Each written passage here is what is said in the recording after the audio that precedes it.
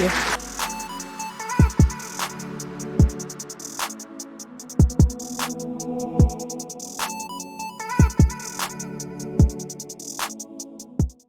Sebastian said, my name is Julia Wester. I am a consultant with a company called 55 Degrees AB. I co-founded that very small company in southern Sweden, although I am American, and that comes into the talk here in a second.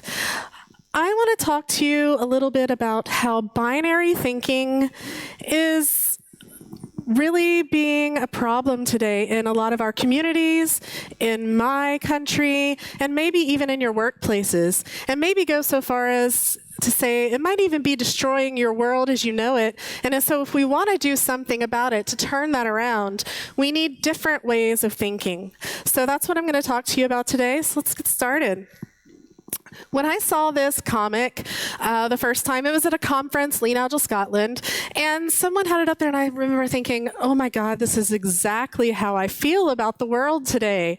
We are in this post-truth society where it no longer matters what the facts are, but because I believe this thing, it's right. I don't care what you think you're wrong because you don't agree with me. It's sort of like a my way or the highway thing is what I feel like we're sort of devolving into these days. It really stresses me out, actually. So one of the reasons why I think this is a real problem is because of how we actually form our beliefs. So this is a book, Thinking in Bets, written by Annie Duke. Now, Annie Duke is a psychologist who's also, coolly enough, a professional poker player. That's why it's called Thinking in Bets. Lots of really good stuff there. And one of the pieces of wisdom she shares with us is the difference in how we think we form beliefs versus how we actually form them. So we think we form beliefs by hearing something, then we think we do our due diligence. We really think about it. We might even talk to people or do some research. And then if it's a good enough idea, we believe it, right? That's what we think. We're pretty smart people. But how we actually form beliefs is that we hear something and then, we believe it. Immediately, we make a decision. I believe this, I don't believe this. The more salacious, the better. We like to believe those kinds of things. And then, if we have the time or the inclination, we will go out, do additional research, do some vetting, and then if it supports that opinion, we'll confirm that belief or we'll discard it in the case of something else. Now, I don't know about you, but how often do we go back and do our post-launch things? The things that we say we're going to do after we launch our project, right? Not very often. Those lists are forgotten by the next day. So it stands to reason we probably don't go back and do a lot of post-vetting on our belief process either. So the fact that we're wandering around having really strong beliefs about things that are often not correct at all is really troublesome. It's a kind of either-or thinking. So binary thinking is where you have two opinions, and one is right and the other is wrong. There's absolutely no space in between, okay? No middle ground. This is, like I said, either-or. Okay, and it's a problem when we have that kind of strong belief based on no research. Now, I'm talking about binary thinking destroying the world and everything. So I do want to give you a ray of hope. This book by the late Hans Rosling, a Swedish amazing statistician, he wrote a book called Factfulness. And the whole point of this book is to tell you, even if it all feels like crap, the world is actually much better than it used to be. But even he notices that human beings do have a strong tendency towards binary thinking, to glom onto an idea and really double down, okay? And it's simple. This is why we do it. It doesn't take a lot of effort. It takes way more effort to go out and do thinking about it, to hear other people's opinions, to struggle with why we think ours is right and theirs is wrong. And it's just not something that we make a lot of time to do. And sometimes doing that doesn't add a lot of value. Okay? If I hear some rustling in my apartment, I think someone's broken in, now's probably not the time to sit down and have a deep analysis about whether I should stay or go.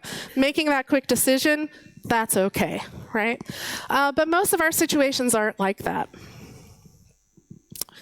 Now, when we get into a situation where we have strong binary thinking, facts don't matter, and we're building these camps of people, we get into a very polarized world. So tweets from Donald Trump are not hard to find. And it doesn't matter specifically what this one is about. It's more about the components that it has. Okay? So this tweet was about the hearings to, get him removed from office, or at least to start that, impeachment. That was the word I was looking for. And it has some components of trying to build polarized groups, and I want to go through those with you so that you can start seeing it out in your world. So the first is to make a claim, state your belief. Right? He really thinks, or at least plays it on TV, that this is complete crap. This whole impeachment hearing is a great fraud. Okay, and so he's stating that out loud, and then he's going to support it with rhetoric. Now he says, I have 95% approval rating. The Republicans are more united than ever. Doesn't matter that that's a load of crap. It's not true at all. Facts aren't really necessary at this point. It's rhetoric to get people excited to bring them towards his opinion. Okay? And he wants to further, or anyone in this kind of rhetoric wants to further the gap between the groups, the communities, by turning the people that dissent with us, the adversaries, we used to say our distinguished colleagues across the aisle, right? These are, that signals that I don't agree with them, but I have respect for their opinion, right? But now we're turning them into enemies. This is no longer an adversarial kind of situation. We are at a metaphorical war here. So we're going to call them names. We're going to do all of these things to further divide our camps and hopefully get more people to want to join ours. Because again, people read Do Nothing Democrats and they believe it. It doesn't matter if it's true or not. And then finally, once we do that, we can change the focus to winning. I think sometimes we've forgotten what we started working together for before in the first place. We just know that we want to win, gosh darn it, at all costs, right? So everything is winning. We're doing this the best. We're winning, winning, winning. But unfortunately, when the dust settles down, after we've done this whole, psychological war and we've won, we'll realize that actually everyone pretty much lost because we no longer focused on what was important. So, US politics, dumpster fire right now, pretty much. But how often does this kind of rhetoric go on in your organizations? The stupid ops team or the ridiculous dev team or, whatever else, the business, hate those guys, right? How many, think about these. We need to get away from this kind of thinking. Because when we do this, not only are we separating us, but we're making it really hard to cross back, to get back together by putting a deep chasm in between us. Now, in this kind of situation, how do you think people feel? They get really frustrated, one, because we don't see that there's really a way out of this situation. We get really discouraged and we get cynical, and then we give up. So when people give up, there's this loss of any further learning we could have gotten from those people because they've opted out. So we're already restricting our ability to learn from others by creating this. And then sometimes we realize we made a mistake and we pendulum swing all the way over to the other option and we overcorrect, right? And that has its own host of bad issues to go with it because a better way to balance was probably somewhere in the middle. And then finally, we build more and more frustration because of all the wasted time and effort we spent doing all this crap instead of moving forward towards our goals. So pretty dire feeling. But the good news is that there are ways that we can sort of take back control and put more sanity into things that are going on, whether they're out in your society or in your organization. I want to ask you a question. How many people see two faces in this picture? Okay, when you first looked at it, how many people saw a goblet? a goblet, a glass, like a fancy glass or drink? Yep. So we had some people raise their hands for both. So now that you're aware of the other option, are you able to see both? Who can see sort of both now, right? We need to move to this both and kind of thinking, away from either or. Let's talk about how that's sort of relevant in our workplaces. Get away from this, esoteric stuff for a minute. How many people want more autonomy at work? Would you like to make more of your own decisions? Okay. Well, what about cohesion? Do we think that it's good to have us moving together in a good direction towards our goal, or should we just be making whatever decisions we want because making our own decisions is the way to go? Right? We need to have a little bit of both for everyone to be successful and move the whole company forward.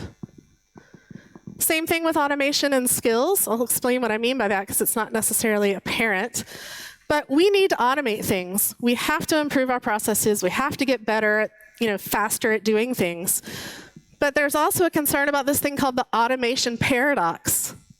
That means, what if I automate so much and then I never have to touch it again because it's automated, so I lose the skills? I don't know how to do that anymore because it's become a black box. And then if that thing crashes, nobody knows how to make it better. Right? So we need a little bit of both, automating things, keeping up skills of the things that have been automated. We have the same things with access and security. I know as a web developer in my past life, I wanted access to production. And there were other people that said, you're not getting access to production, right? So we needed the way to do what we needed to do, but we needed to think about security and find ways to do that stuff safely. And same thing with working software and documentation. We need both. Depending on our industry, we may need one a little bit more than the other. So we need both things. Where you fall in the spectrum between both things is going to be very specific to your context. His context might means he needs to be a little bit more towards one pole, where you need to be a little bit more towards the other one. So taking someone's specific recipe and applying it to your org isn't necessarily going to give you a big win. But as a wise American philosopher, G.I. Joe, said, knowing is half the battle. Okay? So if knowing is half the battle, what's the other half? Well, it's not necessarily rocket science, but it does take a little work. First, we have to open our eyes and start seeing that these arguments that we're having are actually polarities, interdependent pairs that we need a little bit of both. Okay? Once we recognize that, we can start mapping them, understanding bits about each one that I'll go into in just a minute. And then we can think about how can we leverage the tension between these two poles, these two extremes, so that we can have the best outcome, equilibrium between those. Now, the first way to go about doing that is to remember the common goal. We're all here to get something done. We might have forgotten it when we were arguing, when we were stuck in our binaries, but there is something that we were trying to work towards. And this chasm is getting in our way, right? It's hard to see each other. So it wouldn't be DevOps without some unicorns and rainbows. Well, I don't have unicorns, but I've got the rainbow. We need to build a connection. And this connection sort of symbolizes for me a spectrum of options that we can choose from that lie between each viewpoint that could essentially give us our balance, that equilibrium. Now, mapping these simply means thinking through what we get out of each one and where the danger is. So when I say map, I have a reason for that. There's this method called polarity mapping, and we're essentially going to be walking through that model. It was coined by Dr. Barry Johnson in a book called Polarity Management. So each idea, each camp is stated as a belief. And, so we've got one on each side. Now, all of the people involved need to start to think about, because we've agreed we need to move forward, what are the positive outcomes if we focus on this belief? What do we get out of that? Because there's usually something good in each person's opinion, right? And then we do the same thing on the other side. What are the positive outcomes for this? Now, if I believe a certain idea, I'm not used to thinking about the good things over there, so I'm stretching myself. But we also want to do the same thing about the bad outcomes. We have this tension, if I overfocus, what if I start focusing more and more and more on this side over here to the exclusion of the other? What are the negative outcomes that we'd start to see? And then we do the same thing on the other side. Because anyone with a certain belief, if you strongly hold on to it, it's easy for you to think of the positive things about yours and the negative things about the other one. But to have to think about the other aspects is difficult. It's challenging. And that's the kind of stretching muscles that we need to do. So this is the book I referenced earlier. And I mentioned the word interdependent pairs earlier. So that essentially just means that these two things, the things that if we were thinking in a binary way didn't seem like they could exist in the same space, that they actually can, that we need some of each. And when you need some of each, you no longer have an opinion that can be the solution. It's now you have an opinion that's a contribution to managing a situation. It's a bit like the root cause analysis sort of stuff that's going on. How people say there's no one root cause. It's a bunch of contributing factors. Your opinion is a contributing factor to the future success. So we've seen the light. We started to see the good and bad things about each one, and we're deciding to work together. So big hurdle crossed. Now how do we leverage all of this? Okay, how do we manage the tension between each to get to and stay in a place that has good equilibrium? So the people that were here on Monday in my talk on conflict and dissent, they've seen this, so forgive me for a minute while I show this to others. Talking about whether or not you should agree or disagree at work, brings up some strong opinions. But it's true that if you agree all the time, things aren't healthy. But they're not healthy if you disagree all the time either. You need a little bit of both. And so you can see we've mapped the upside of each, and we've mapped the downside of each. Okay? But as I'm trying to manage these polarities, as I'm trying to operate in this world where I need a little bit of both, I get pulled from one side to another. Tensions, situations try to pull me over to one, agree a little bit more right now, disagree a little bit more the other side. And if I go too far in one direction, I start falling down into that downside, okay? So what we need here in order to know how to leverage this, manage this tension, we need to do a little bit of monitoring, okay? And the way that we do that is we say, what are the early warning signs that I'd see if I get into the downside of this point of view? If I over-focus on this, what are the downsides? We've already identified the downsides, but what are the first things I'd notice if I happen to fall into that? Okay? And we do that for both extremes. And then after that, once we know what those early warning signs are, we can decide, what am I going to do about it if these monitoring alerts go off? Okay? And it doesn't matter if the things we're looking for are more social, if they're more revenue-driven kind of things, or if they're technical. It doesn't matter. We have to look at the whole picture of how do we know we're in a bad place. And we want to find it early, not after we've sunk way too far.